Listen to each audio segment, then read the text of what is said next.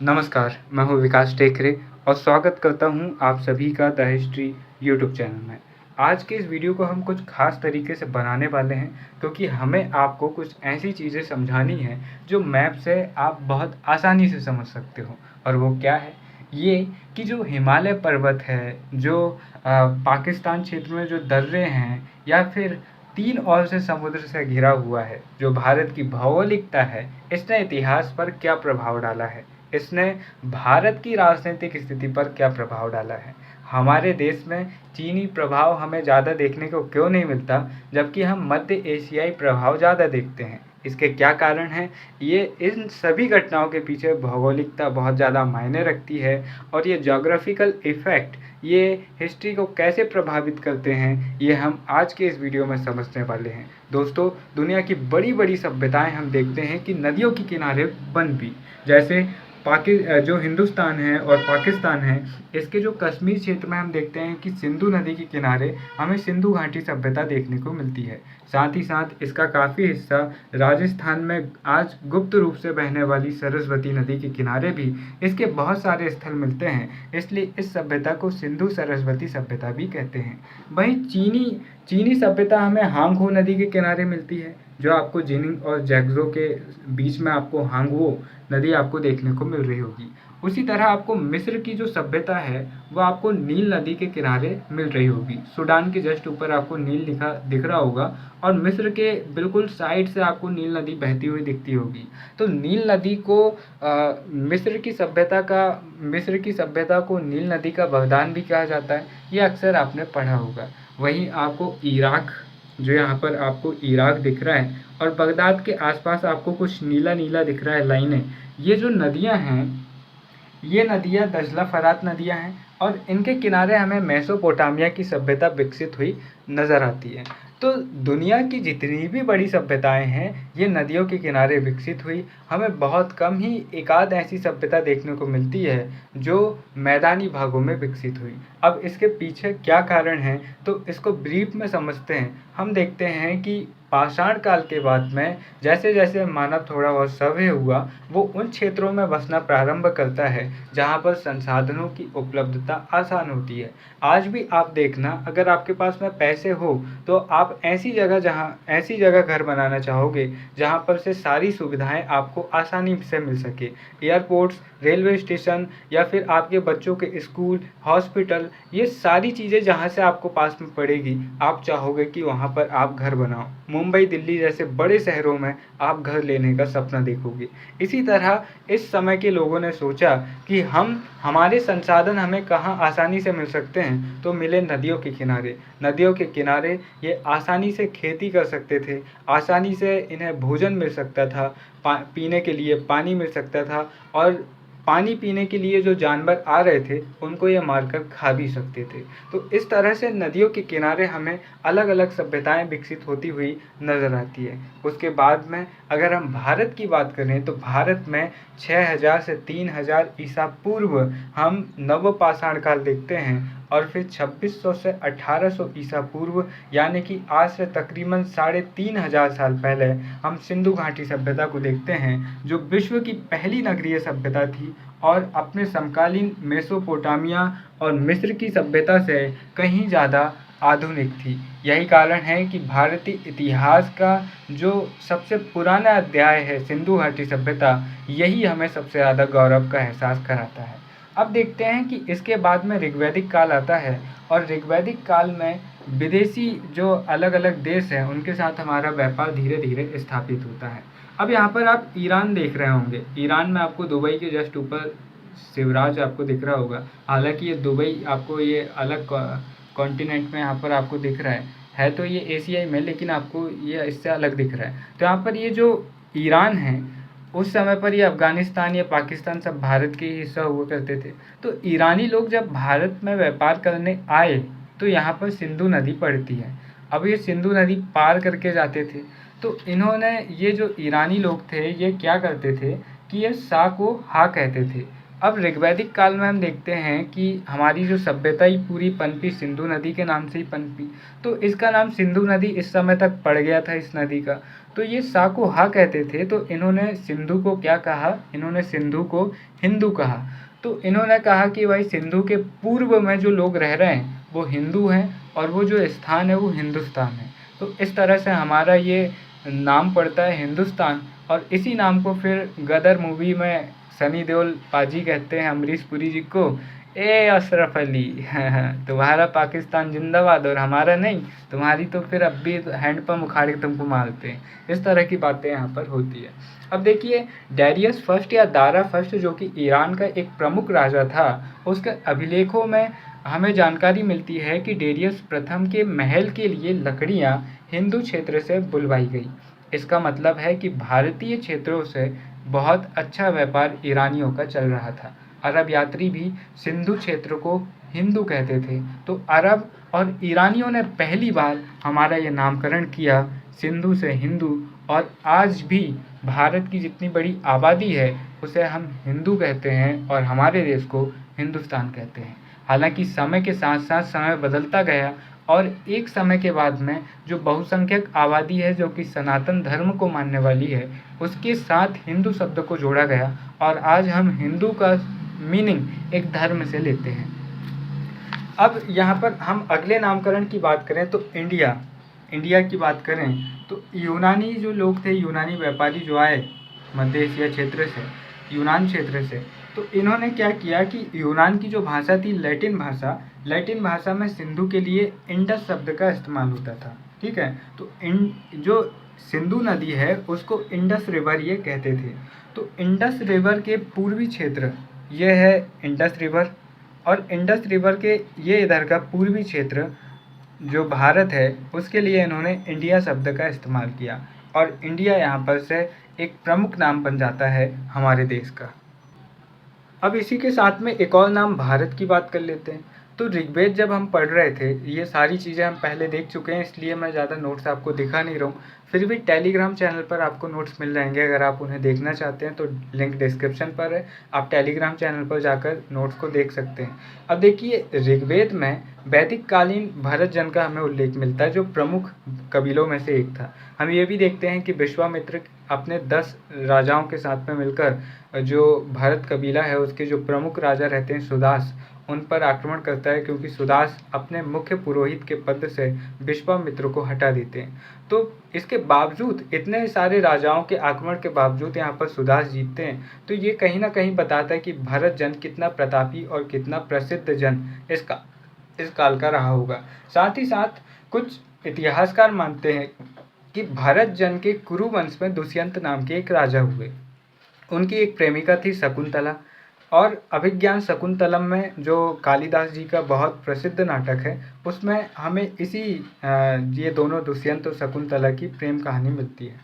तो इन दोनों के एक पुत्र हुए भरत, और साहित्यिक आधारों पर यह माना जाता है कि भरत चक्रवर्ती ने संपूर्ण भारत पर शासन किया। यही कारण है कि उनके सम्मान में या फिर उनके भरत कुल के सम्मान में हमारे देश का नाम भारत पड़ा, क्योंकि इस भरत जन में ही हमें जो कुरु वंश है, और इस कुरु वंश में ही हमें कौन मिलते हैं, कौरव और पांडव देखने को मिलते हैं। तो अर्जुन जैसे बड़े योद्धा भी जो कि भगवान का दर्जा प्राप्त करते हैं वो भी इसी कुल से यहाँ पर आते थे। तो ये भारत को लेकर यहाँ पर स्टोरी हो गई। तो देखिए ये सारी चीज़ें क्यों हमें हमारे देश के नाम पर पड़ रही है। तो अगर आप भारत को छोड़ दो तो सिंधु नदी के नाम पर हमारे 2 नाम पड़ गए, सा को हा करने पर हिंदू या हिंदुस्तान हो गया, और लैटिन भाषा में सिंधु को इंडस रिवर कहने के कारण हमारे देश का नाम इंडिया हो गया। तो ये दोनों ही नाम हमें क्यों मिले? तो ये दोनों ही नाम हमें मिले हमारी भौगोलिकता के कारण। ये नदी थी, ये भौगोलिकता थी, इसलिए हमारा नाम ये पड़ा। अगर ये भौगोलिकता नहीं होती तो हमारा नाम शायद कुछ और पड़ता। अब देखिए, अब हिमालय पर्वत की भी बात कर लेते हैं। तो हिमालय पर्वत हर साल न केवल मानसून को रोकता है और भारत में बारिश करवाता है, बल्कि जो ठंडी हवा इधर साइड से ऊपर से और ये इधर साइड से भारत में आने को होती है, उन हवाओं को भी रोक लेता है और भारत को ठंडा होने से बचाता है। इसलिए हम देखते हैं कि ठंड में दिल्ली तरफ बहुत ही ज़्यादा ठंड होती है, लेकिन मध्य भारत तरफ हम देखते हैं कि ठंड होती है लेकिन उतनी ज़्यादा भी नहीं होती कि बर्फ़ गिरने लगे, जबकि हम उत्तर भारत में देखते हैं कि भारी बर्फबारी होती है। अब सोचो, अगर हिमालय पर्वत ना होता तो आधा भारत 6 महीने तो फिर भी बर्फ़ में ढका ही होता है और फिर उसके बाद बाढ़ जैसी घटनाओं से हमारा जीवन अस्त-व्यस्त रहता है। तो हम कह सकते हैं कि भारत का इतिहास उतना समृद्ध नहीं होता जितना अभी है। तो हिमालय पर्वत भी यहाँ पर एक महत्वपूर्ण भूमिका निभाता है। दूसरी सबसे बड़ी भूमिका यहाँ पर है कि चीन जैसा साम्राज्यवादी देश कई बार हमारे ऊपर आक्रमण करने का प्रयास करता है। 1962 में भी उसने आक्रमण हमारे ऊपर किया, लेकिन वह ज़्यादा सफल नहीं हो पाया। क्यों? क्योंकि हिमालय पर्वत है। हिमालय पर्वत को पार करना इतना आसान नहीं है। ये दुनिया की सबसे बड़ी पर्वत श्रृंखला है और इसकी लंबाई हम देखते हैं कि बहुत ज़्यादा है, तकरीबन 400 किलोमीटर के आसपास इसकी लंबाई है। और फिर ये इसी हिमालय पर्वत में दुनिया की पहली दूसरी जो कंचनजंगा है और पहली जो सबसे ऊंची चोटी है माउंट एवरेस्ट, वो हमें यहाँ पर देखने को मिलती है। और न केवल हम चीनी आक्रमण से बचे बल्कि चीनी संस्कृति के प्रभाव से भी हम बच गए। आप देखना, जो नॉर्थ ईस्टर्न स्टेट हैं हमारे, वहाँ पर के जो लोग हैं वो नस्ल से काफ़ी हद तक चीनी आपको देखने को मिलेंगे, लेकिन उनकी जो संस्कृति है वो काफ़ी अलग है चीन की संस्कृति से और वो एक अलग पहचान बनाकर रखती है। अब आप सोचो, यहाँ पर अगर ये पर्वत श्रृंखलाएँ न होती और आगमन आना जाना आज आगमन और निगमन है, क्या कहेंगे उसको, आना जाना अगर बहुत आसान होता, तो हम कह सकते हैं कि उत्तर भारत में एक बड़ी मात्रा में आपको चीनी संस्कृति देखने को मिलती, पर ऐसा नहीं है। तो ये हिमालय पर्वत होने के कारण ऐसा नहीं हो पाया। और हिमालय पर्वत से ही गंगा यमुना जैसी महत्वपूर्ण नदियाँ निकलती है और जिनके कारण गंगा यमुना का उपजाऊ मैदान हमें मिलता है। और हम देखते हैं कि जो उत्तर प्रदेश हो या फिर बिहार हो या फिर पश्चिम बंगाल हो, यहाँ पर हमें काफ़ी ज़्यादा फ़ायदा मिलता है। गंगा यमुना हो या फिर ब्रह्मपुत्र हो, ये भारत की बड़ी नदियों में से एक है जो कि कहाँ से निकल रही है, हिमालय पर्वत से निकल रही है। अब हम उत्तर पश्चिम भारत की बात करें, पाकिस्तान क्षेत्र की बात करें, अफगानिस्तान क्षेत्र की बात करें, तो यहाँ पर हम देखते हैं कि हिंदू कुश पर्वत, किरथर पहाड़ियाँ और सुलेमान जैसी पहाड़ियाँ हमें यहाँ पर देखने को मिलती हैं। और इन पहाड़ियों में कुछ दर्रे भी हमें देखने को मिलते हैं, जैसे बोलन दर्रा, कोमल दर्रा, खैबर दर्रा। ये सभी दर्रे क्या हुए, ये सभी दर्रे व्यापार का साधन बने और इन्हीं दर्रों के जरिए मध्य एशिया और भारत का व्यापार यहाँ पर समृद्ध हुआ। और इन्हीं दर्रों के जरिए आक्रमणकारी भारत आते हैं और इन्हीं दर्रों से फिर क्या होता है, भारत में संस्कृति का प्रसार होता है।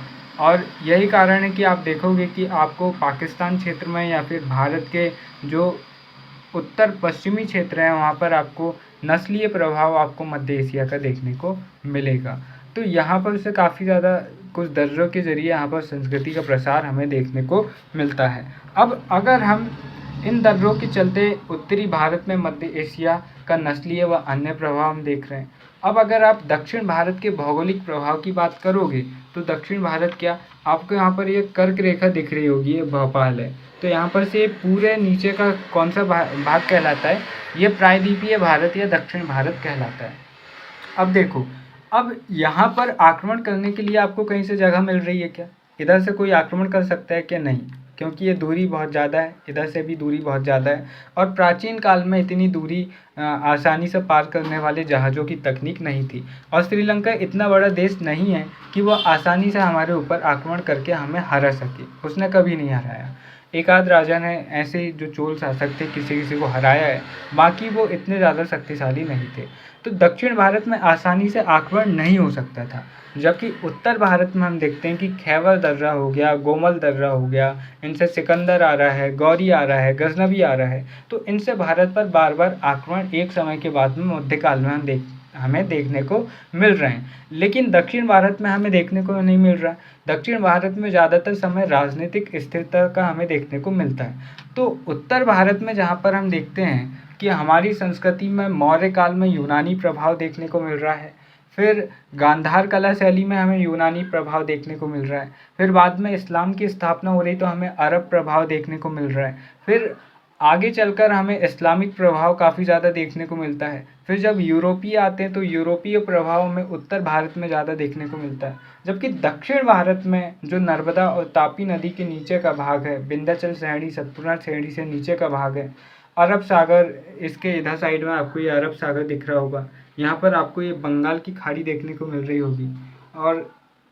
और यहाँ पर आपको ये दक्षिण में आपको ये प्रशांत महासागर आपको देखने को मिल रहा है। तो यहाँ पर आक्रमण की संभावनाएं कम थी, इसलिए दक्षिण भारत में हमें एकल संस्कृति देखने को मिलती है, एकल संस्कृति का विकास होता है। और बाहरी हस्तक्षेप, जो विदेशी शासक है उनका हस्तक्षेप हमें उत्तर भारत की तुलना में दक्षिण भारत में कम देखने को मिलता है। दक्षिण भारत में मुस्लिम राज्यों की स्थापना काफ़ी बाद में होती है, जबकि उत्तर भारत में काफ़ी पहले ही हो जाती है। और दक्षिण भारत में मुस्लिम राज्यों की स्थापना भी होती है तो वे समाज में वैसा प्रभाव नहीं छोड़ पाते जैसा उत्तर भारत के शासक छोड़ते हैं। बहुमूल्य धातुएं, मसाले, चंदन, ये सब हमें दक्षिण भारत में देखने को मिलते हैं। इसके चलते इनका जो व्यापार होता है, इनका ज़्यादातर व्यापार समुद्र से होता है, जिसके चलते ये काफ़ी समृद्ध है। समृद्ध होने के कारण कला संस्कृति हम देखते हैं, भव्य मंदिरों का निर्माण देखने को हमें मिलता है। हम देखते हैं कि जो राजराजेश्वर का मंदिर है, जो कांजीवरम का मंदिर है, जो मीनाक्षी मंदिर टेम्पल है, ये भारत के सबसे ऊंचे और सबसे बड़े मंदिरों में से एक है। और ये दक्षिण भारत में क्यों बन रहे हैं, ये उत्तर भारत में क्यों नहीं बन रहे? क्योंकि दक्षिण भारत में आर्थिक समृद्धि है, राजा के पास में फटेहाल पैसा है और उनका समाज एक काफ़ी ज़्यादा सभ्य और काफ़ी ज़्यादा सांस्कृतिक समाज अभी भी बना हुआ है, क्योंकि बाहरी हस्तक्षेप नहीं है। इसलिए हम दक्षिण भारत में ऐसा देखने को हमें मिलता है। अन्य भौगोलिक संघर्ष की अगर हम अन्य भौगोलिक स्थितियों की बात करें तो गंगा यमुना के मैदानों के लिए, जहाँ पर कन्नौज के लिए हम देखते हैं कि जो पाल शासक हैं, राष्ट्रकूट हैं, गुर्जर प्रतिहार है, ये आपस में लड़ रहे हैं कई सालों तक और त्रिपक्षीय संघर्ष हमें इनका देखने को मिल रहा है। उसी तरह हम बहमनी साम्राज्य और विजयनगर साम्राज्य के बीच में हम तुंगभद्रा दोआब को लेकर, ये गोदावरी के आसपास जो तुंगभद्रा कृष्णा नदी है, उनके उपजाऊ मैदानों को लेकर हम जो विजयनगर शासक है और जो बहमनी शासक है उनके बीच में युद्ध देख रहे हैं। पंजाब के मैदानी जो भाग हैं पंजाब क्षेत्र के, उसके लिए हम देख रहे हैं कि जो विदेशी आक्रमणकारी, जैसे गौरी की या गजनवी की बात हम करें तो इनका उद्देश्य मध्य एशिया को जीतना था, लेकिन इसके लिए इन्हें धन की आवश्यकता थी। जो खास तौर पर गौरी है तो उसे लगा कि भाई इसी तरह से जो बाबर होता है, बाबर भी भारत में आक्रमण नहीं करना चाहता था, लेकिन उसे मध्य एशिया जीतना था। समरकंद वगैरह जो उसके पैतृक राज्य हैं वो उसे जीतने थे, उसके लिए उसे धन की आवश्यकता थी और उसने एक आध बार प्रयास किया तो वह आसानी से भारत में जीत गया। तो उसे लगा कि मैं जीत सकता हूँ और उसने सोचा कि धन लेकर फिर मैं मध्य एशिया पर आक्रमण करूँगा और अपने साम्राज्य का पश्चिमी क्षेत्र में विस्तार करूँगा मध्य एशिया में। ऐसे गौरी भी सोचता है। अब जो पंजाब की समृद्धता है वो उन्हें खींचती है और वो पंजाब पर आक्रमण करते हैं। आगे भी कई बार पंजाब पर आक्रमण सिर्फ इसीलिए होते हैं क्योंकि पंजाब एक समृद्ध राज्य होता है, पंजाब एक समृद्ध मैदानी क्षेत्र होता है जहाँ पर 5 नदियाँ हमें, जो झेलम है, चिनाब है, रावी है, ब्यास है, सतलज है, यह हमें देखने को यहाँ पर मिलती है। यही कारण है कि 5 नदियों के क्षेत्र में स्थित होने के कारण पंजाब इसे कहा जाता है, पंजाब यानी कि 5 नदियों का आब। ठीक है, तो अब दक्षिण भारत की अगर हम थोड़ी सी और बात करें तो एक अच्छे एग्जाम्पल से मैं आपको समझाता हूँ कि आज आप की मूवी देखते होंगे, आप अक्सर देखते होंगे कि जो साउथ की मूवी है उनमें आपको संस्कृति ज़्यादा देखने को मिलेगी। आपको अक्सर मंदिर दिखाए जाएंगे, आपको हीरो अक्सर लुंगी में दिखाया जाएगा और हीरोइन भी आपको ट्रेडिशनल आपको दिखेगी, वेल कल्चर्ड आपको दिखेगी। लेकिन उत्तर भारत में आपको आज वैसा नहीं दिखता है, आपको काफ़ी ज़्यादा वेस्टर्न स्टाइल में आपको हीरो हीरोइन दिखेंगे। लेकिन साउथ में अगर कितनी बड़ी मूवी भी हो, तो आप चाहे बाहुबली की बात करो या फिर आप किसी और मूवी की बात करो, तो आपको कहीं ना कहीं उनकी संस्कृति की झलक आपको देखने को मिल जाएगी। तो ये फिल्में इस बात पर डिसाइड होती हैं कि समाज क्या सोच रहा है, समाज क्या चाह रहा है।